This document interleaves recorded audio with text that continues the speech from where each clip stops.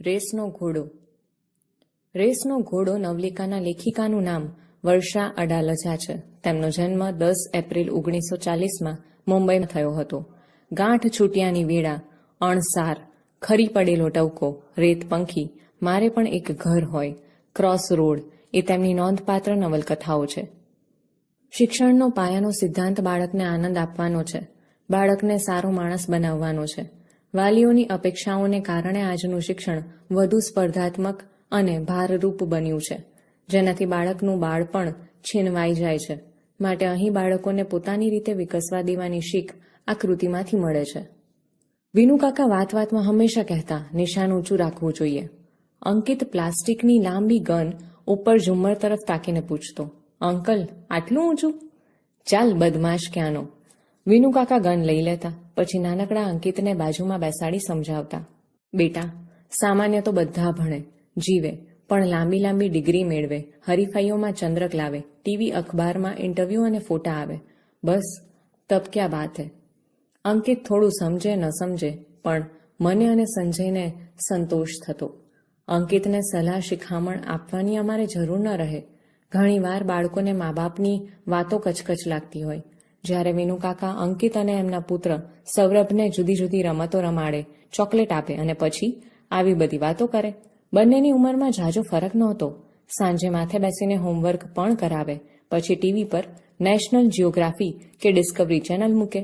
મંજુ કાકી ઘણી વાર કંટાળી જતા. તમે તો છોકરાને જાણે જેલમાં પૂર્યા છે, રમવા જવા દો ને. એની ઉંમરના છોકરાઓ સાથે જરા ભળવા તો દ્યો, બાળક છે. સામાન્ય છોકરાઓની સાથે રમીને એને શી પ્રાપ્તિ થવાની? નિર્ભેળ, નિર્દોષ આનંદની.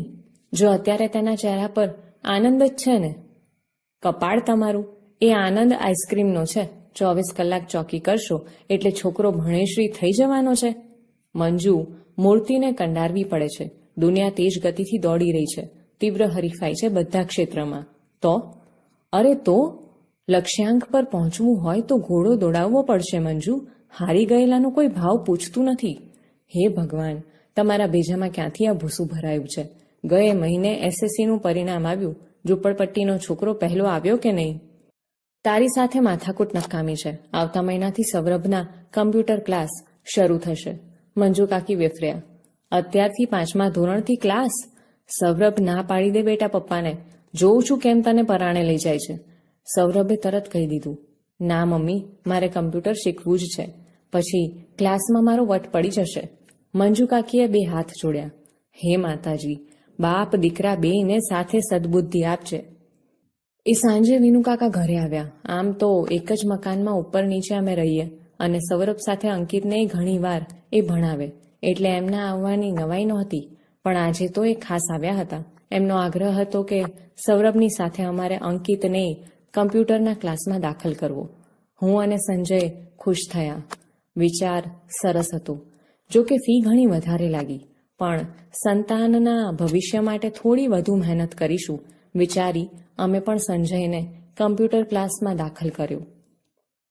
અઠવાડિયામાં 3 દિવસ સાંજે 2 કલાક અને રવિવારે 4 કલાક.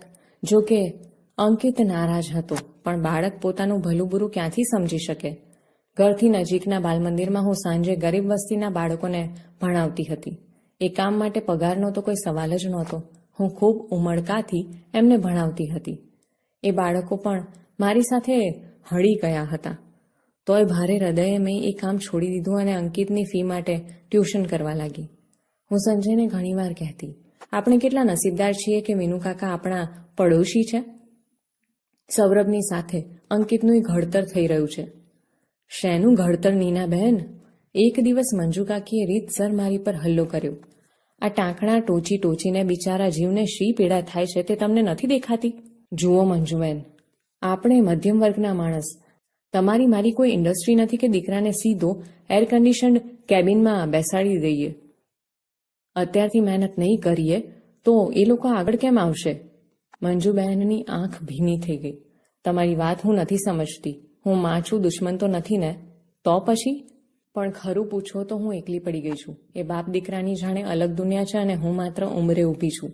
મારા દીકરાને રેસના ઘોડાની જેમ દોડાવે છે. વિનુકાકાને તમારા માટે ખૂબ લાગણી છે. નહીં જાણતી હોઉં પણ કોણ જાણે મનમાં ઊંડે ઊંડે ખોટું લાગે છે. અરે ના ના મંજુ કાકી, થોડા વખતમાં બધું ઠીકઠાક થઈ જશે. તો તમારા મોંમાં ઘી સાકર લ્યો, હું જાઉં. મંજુ કાકી ઉતાવળે ગયા, પણ મારા મનમાં પ્રશ્નાર્થ મૂકી ગયા. મંજુ કાકીનું આવું વિચારવું ઠીક હતું? હું તૈયાર થવા લાગી. અમારા ઘરથી થોડે દૂર નાનો બગીચો છે. સંજયને ઓફિસથી આવતા મોડું થવાનું હોય ત્યારે હું અને અંકિત સાડીની પાટલી હાથમાં જ રહી ગઈ. કેટલા વખતથી અંકિત તો રમવાના વખતે મારી સાથે બગીચામાં રમવા આવ્યો જ નથી. હિંચકા ખાવા તો એને ખૂબ ગમે. શનિ રવિમાં દરિયાકાંઠે અચૂક જવાનું જ. અમે 3 સાથે મળી રેતીમાં ઘર બનાવીએ, પછી કુલ્ફીની લિજ્જત. હું અરીસામાં મને જોઈ રહી. આ કોનું પ્રતિબિંબ હતું? કે પછી હું બદલાઈ ગઈ હતી? બારણે ઉપરા છાપરી ઘંટડી વાગી. સાડી જેમ તેમ વીંટાળી દઈ મેં બારણું ખોલ્યું તો અંકિત એકદમ નિમાણો એનો ચહેરો. ગભરાઈને મેં એને કપાળે હાથ મૂક્યો તો શરીર ગરમ. મેં એને તેડી લીધો. જલ્દી કપડાં બદલાવી સુવડાવી દીધો. દવા આપી અને માથે હાથ પસવારતી બેસી રહી. અંકિત થોડી વારમાં તો ઘસઘસાટ ઊંઘી ગયો. ફરી ઘંટડી. બારણું ખોલ્યું તો વિનુકાકા અને સૌરભ. અંકિત હજી શાળાએથી આવ્યો નથી. કમ્પ્યુટર ક્લાસમાં જવાનું મોડું થાય છે. આજે ક્લાસમાં નહીં આવે, એને તાવ છે વિનુકાકા. દવા આપીને બસ ત્યારે મોકલો, આપમેળે સારું થઈ જશે. ચાલો હું જ ઉઠાડું, તરત મેં કહ્યું. ના કાકા, ક્લાસ ક્યાં જવાના છે? આજે નહીં તો કાલે, પણ તાવમાં અંકિતને નહીં મોકલું. કાલે શાળાએ પણ નહીં. નવાઈ પામી એ મને જોઈ રહ્યા.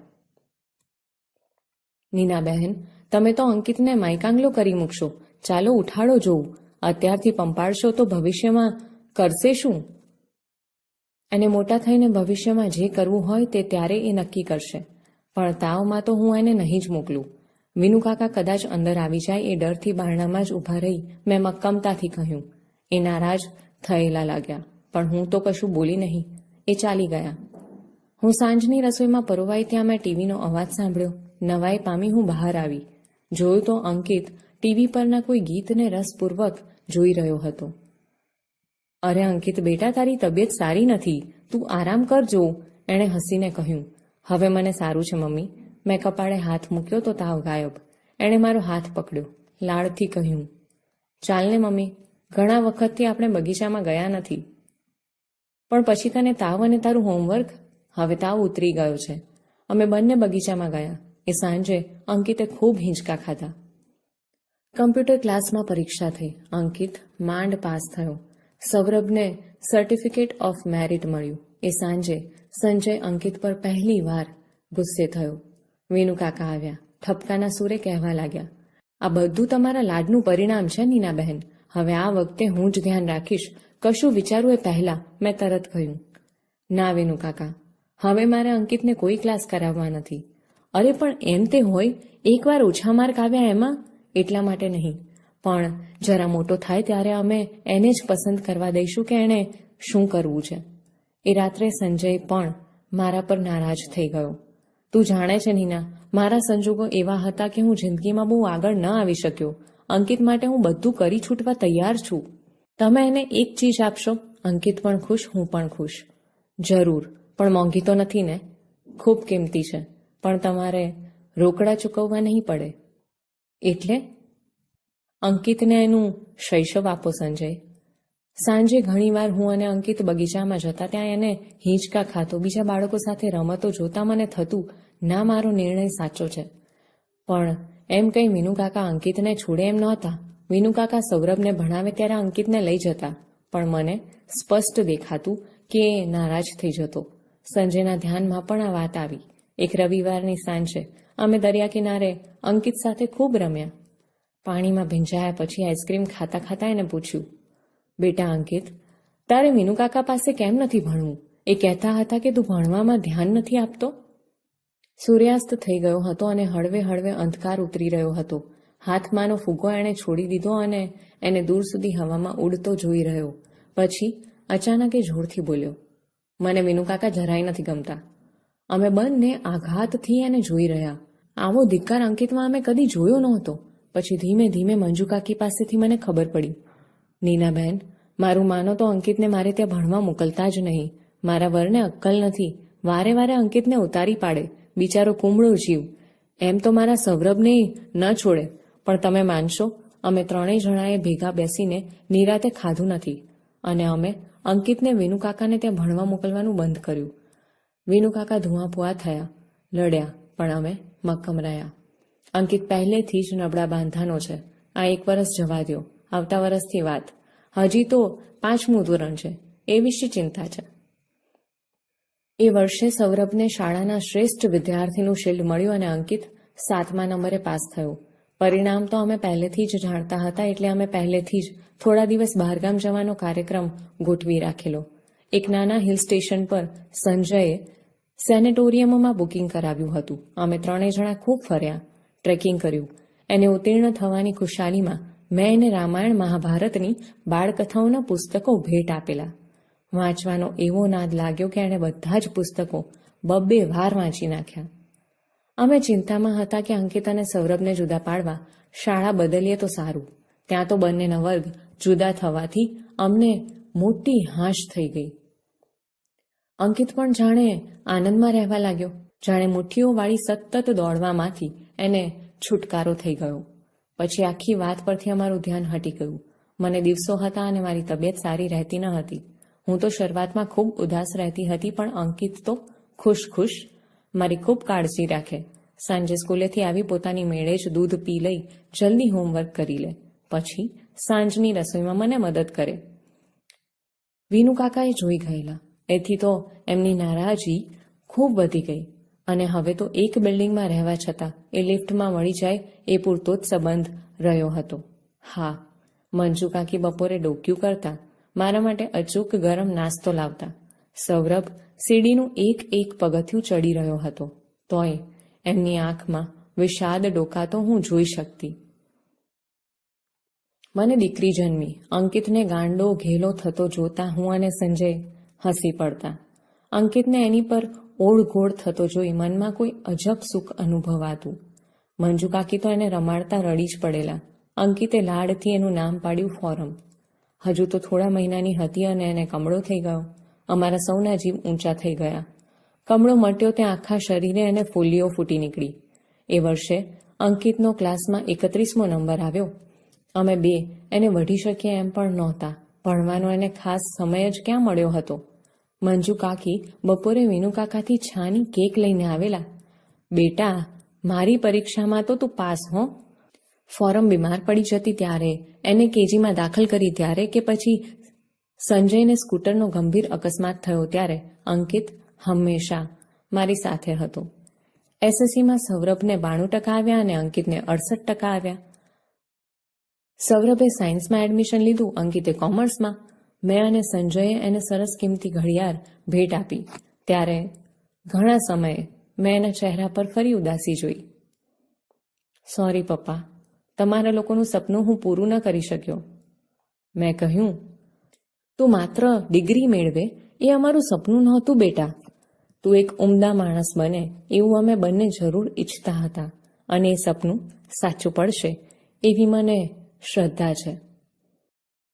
11 વર્ષ પછી અંકિત એક બેંકમાં સરસ નોકરી કરે છે. કિડની ફેલ થવાથી સંજયનું મૃત્યુ થયું છે. અંકિત બેંકમાં એની સાથે કામ કરતી નંદા નામની યુવતી સાથે લગ્ન કર્યા છે.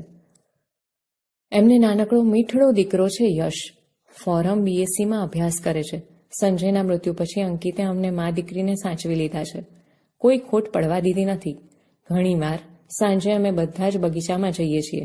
યશને મોટા હિંચકા ખાવા ખૂબ ગમે છે. સૌરભ અમેરિકામાં ડોક્ટર થયો અને ત્યાંની મોટી હોસ્પિટલમાં એ કામ કરે છે. ત્યાં એનું નામ ઘણું મોટું છે. વિશાળ બંગલો, કાર બધું જ એની પાસે છે.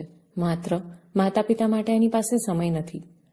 વિનુકાકા અને મંજુ કાકી શરૂઆતમાં તો પહેલા હોશભેર અમેરિકા જતા, પણ 3 વર્ષ પહેલા છેલ્લી વાર પાછા આવ્યા. પછી હવે અહીં જ છે. ક્યારેક હું એમને પૂછતી, હવે ક્યારે જશો? ત્યારે માથું ધૂણાવી ચૂપ રહે છે. એમની આંખના ખૂણે બાજેલું નાનું આંસુ આથમતા સૂરજના કિરણમાં ચમકી ઉઠે છે. હવે ફરવા જઈએ ત્યારે અંકિત અચૂક એમને સાથે લઈ આવે છે. વિનુકાકા અને મંજુ કાકીની ઉંમર જાણે એકદમ વધી ગઈ લાગે છે. કાકીને ગોઠણનો દુખાવો થયો છે. ફોરમનો હાથ પકડીને ધીમે ધીમે ચાલે છે. બગીચો ખાલી થવા લાગે છે. હલકો અંધકાર ઉતરે છે. અંકિત કાકાનો હાથ પકડી ઉઠાડે છે. ચાલો વિનુ કાકા, ઘરે જઈશું. કાંડે બાંધેલી કિંમતી ઘડિયાળમાં જોયા વગર તેઓ કહે છે. હા બેટા ચાલ, બહુ મોડું થઈ ગયું.